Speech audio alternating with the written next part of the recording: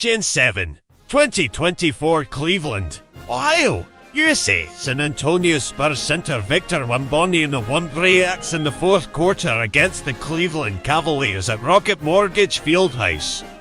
Mandatory credit David. January 10 losses have piled up at an alarming rate for the San Antonio Spurs and Detroit Pistons this season. But one of those downtrodden teams will get a much-needed victory when they face each other in Detroit on Wednesday night. The Pistons have the worst record in the league at 334, and the Spurs are second worst at 530. Both teams carry 5-game slides into the matchup, but a closer look reveals the depth of their despair.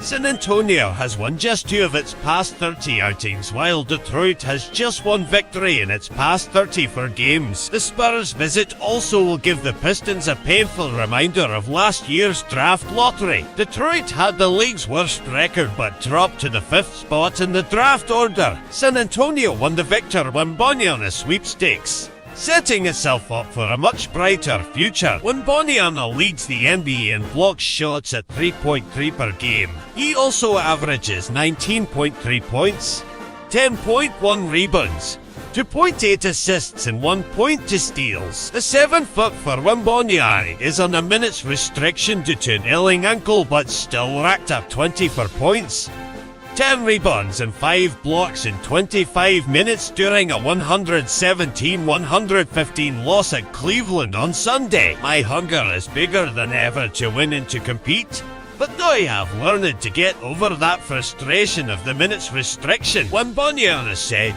"My body needs time to adapt to the load and to the long season. Once it's ready, it is go time.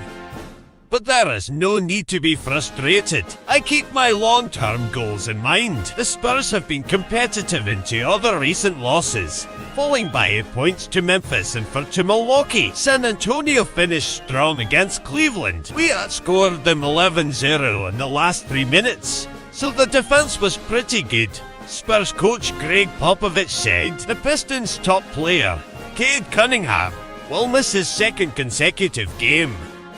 He's been diagnosed with a left knee strain and will be re-evaluated in 7 to 10 days. Detroit scored 47 first-quarter points against Sacramento on Tuesday and still found a way to lose by a lopsided margin. The Kings finished the game on a 39 run to hand the Pistons a 131-110 loss. Turnovers, and there were times when we couldn't get into an offense. Pistons coach Monty Williams said of the fourth quarter collapse, "We didn't have the organization that we had in the first quarter. I told the guys that the maturity of this team, one of the steps we have to take, is when we get off fast and start playing well and teams hit us in the mouth, get physical with us. We have to be able to overcome it." The Pistons had 21 turnovers that the Kings turned into 24 points. Detroit also allowed Sacramento to shoot 50